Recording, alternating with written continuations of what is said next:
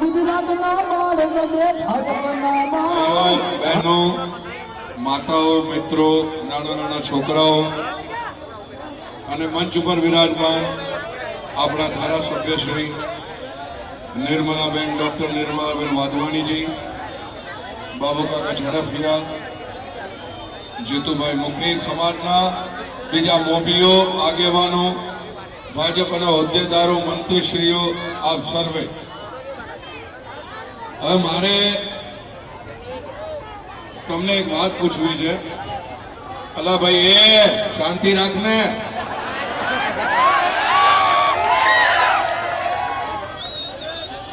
હું દેખાતો તો નથી પણ હું સંભળાતોય નથી ત્યાં આગળ, એટલે શાંતિ રાખો તો સંભળાતો. એ બેસી આગળ ત્યાંથી ત્યાં ભાઈઓ દેખાયા તો વગર ટિકિટ નું પિક્ચર છે, જો તમારે.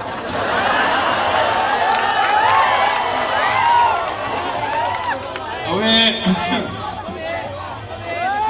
મારે તમને એક વાત એ પૂછવી છે કે તમે પરેશ રાવલ ફિલ્મ સ્ટાર ને જોવા આવ્યા છો, સાંભળવા આવ્યા છો, કે મોદીના ઉમેદવાર પરેશ રાવલ ને સાંભળવા આવ્યા છો?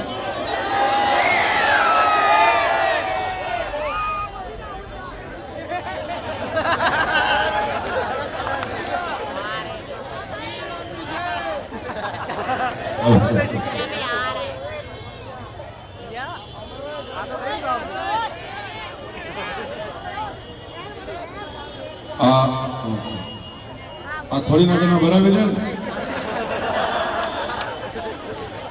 મેળો જવા દો. એટલે તમે મોદીના ઉમેદવાર પરેશ રાવલને સાંભળવા આવ્યા છો, બરાબર છે? કારણ કે અમારું તો ફિલ્મમાં કામ હોય, અમારી ડાયલોગબાજી થઈ જાય, પણ અહીંયા આગળ અમે ડાયલોગબાજી કરવા આવ્યા નથી.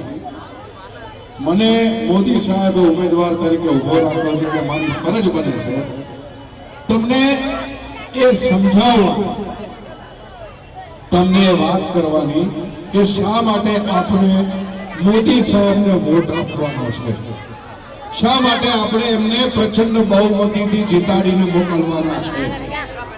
અને આજે બહુ મોટો દિવસ છે સાહેબ. આજે હનુમાન જયંતિ છે અને આપણે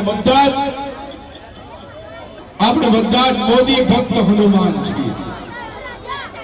આખું ગુજરાત મોદી ભક્ત હનુમાન છે.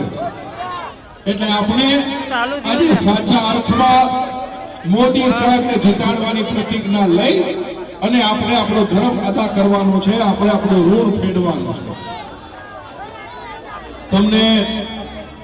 તમને એમ થતું હશે કે મોદી સાહેબે બોલીવુડ વાળાને શું કામ ઉતાર્યા મેદાનમાં? તમને એમ પણ થતું હશે કે પરેશ રાવલ આવી ગયા છે કારણ કે એમની પાસે પિક્ચરો નહીં બચી હોય, ખાલી થઈ ગયા હશે, કામ ધંધો નહીં હોય, એટલે અહીંયા આગળ આવી ગયા છે. મોદી સાહેબને કહું મને ઉભો રાખો, મોદી સાહેબ એમને ઉભા રાખો. પણ સાહેબ એવું જરાય નથી. એક તો એ કે મોદી સાહેબને અમારા જેવા બોલીવુડના સ્ટારોની કોઈ જરૂર નથી. મોદી પોતે સુપરસ્ટાર છે.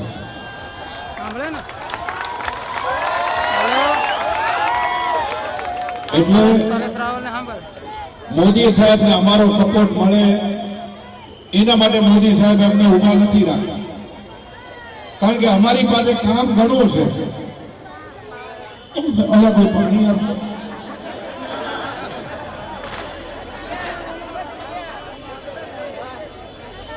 અવાજ આમ બેસી ગયો ને, હું તો ઉભો જ છું. તો અમારી પાસે તો ઘણું કામ છે ભાઈ. હજુ હેરાફેરી 3 આવવાની બાકી છે.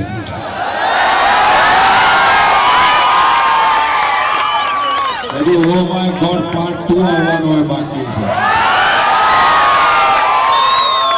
અને આવાના પાગલ દુગાના વેલકમ બેક નું શૂટિંગ ચાલે છે દુબઈમાં. એટલે ઘણું બધું કામ બાકી છે. એમ ખાલી નથી પડ્યા કે અહીંયા આગળ ચૂંટણી રમવા આવ્યા છીએ. આ બધો કામ ધંધો છોડીને, અને એ પણ અમે મોદી ઉપર ઉપકાર નથી કરતા, કામ ધંધો છોડીને આવ્યા છીએ કે કે નથી તમારા પર ઉપકાર કરતા, કે નથી ગુજરાત રાજ્ય ઉપર, કે નથી આ દેશ ઉપર ઉપકાર કરતા. કારણ કે આ તો આમાં અમારો સ્વાર્થ છે. સ્વાર્થ એટલે એમ નહીં સમજતા કે એમને કે પૈસો આપ્યો છે, રૂપિયા દાબ્યા હશે, કે જમીનનો ટુકડો આપ્યો હશે, કે કોઈ ગવર્મેન્ટનો હોદ્દો આપ્યો છે, એવું કશું નથી. સ્વાર્થ એટલું જ છે કે મારો આ દેશ મોદી સાહેબ ચલાવે અને મારો આ દેશ જે આપણું સપનું છે દેશ બનાવવાનું, એ દેશ એવો બને.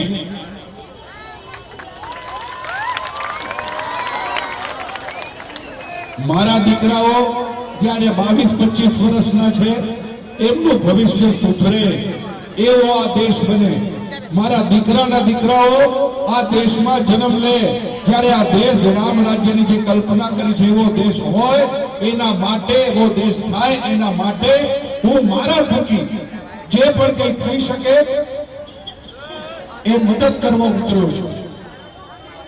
બાકી મોદી સાહેબ એકમાત્ર એવા છે, એક જ છે.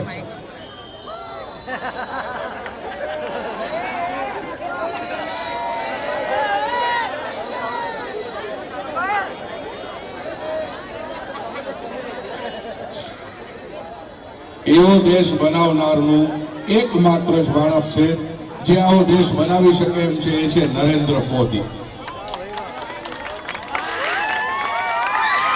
આપણી પાસે એક જ મરદ માણસ એવો છે નરેન્દ્ર મોદી, જે આ દેશ જેવો હોવો જોઈએ, જેવો થવો જોઈએ એવો બનાવી શકે. એટલા માટે આપણી ફરજ બની રહે છે મોદી સાહેબને પ્રચંડ બહુમતીથી ચૂંટીને મોકલવાની.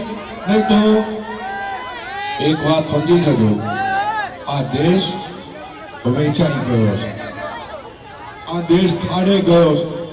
કોંગ્રેસ વાળાઓએ આ દેશને ખાઈ ખાઈને ખોખું કરી નાખ્યું છે અને એ ખોખામાં પ્રાણ પૂરવાનો છે મોદી સાહેબે. અને મોદી એક જ મરદ માણસ એવો છે જે આ પ્રાણ પૂરી શકે એમ છે.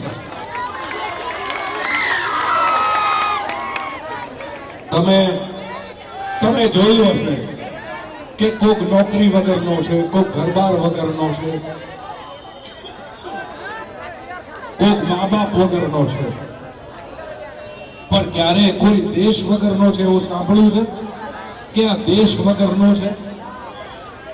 ના, આ આપણને દેશ વગરના ન કરી નાખે એટલા માટે આપણે મોદીની જરૂરત છે. હું જ્યારે ઉતર્યો અહીંયા ચૂંટણી લડવા માટે, ત્યારે મને એમ કહેવામાં આવ્યું, મારા માટે એમ કહેવામાં આવ્યું કે આ ભાઈ સ્થાનિક ઉમેદવાર નથી, આ આયાતી ઉમેદવાર.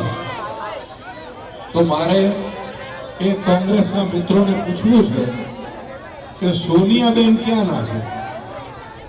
સોનિયાબેન સરખેજના છે? સોનિયાબેન રખિયાલના છે? સોનિયાબેન ક્યાંના છે? તો જે ઇટલીના છે એને આપણે હિન્દુઓ, હિન્દુ સંસ્કૃતિએ આપણા બનાવીને રાખ્યા છે, આપણા માની લીધા છે, એને આપણે આપણા માનીએ છીએ. પણ આ કોંગ્રેસ વાળા, મને, હું પલિયડ ગામનો છું, એને આપણો નથી માનતા. બોલો,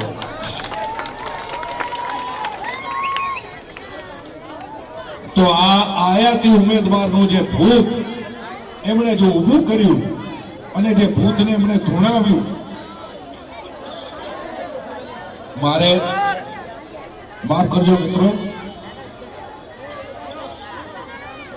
ગળું સાવ જવા માંડ્યું છે, પણ મારે તમને બે હાથ જોડીને વિનંતી એટલી જ કરવાની છે કે આપણે મોદી સાહેબને પ્રચંડ બહુમતીથી પ્રધાનમંત્રી બનાવીએ તો જ આ દેશનું ભલું છે. અને હું એક નિમિત્ત માત્ર છું. હું તમારી સામે ઊભો છું મોદીના સૈનિક તરીકે, ભાજપના સૈનિક તરીકે. એટલે આજે મારી જગ્યાએ બીજો કોઈ પણ હોત, એટલે તમે, મારો કહેવાનો મતલબ એ કે મારા મોઢા સામે નહીં જોતા, તમે મોદી સાહેબનું મોઢું જોજો.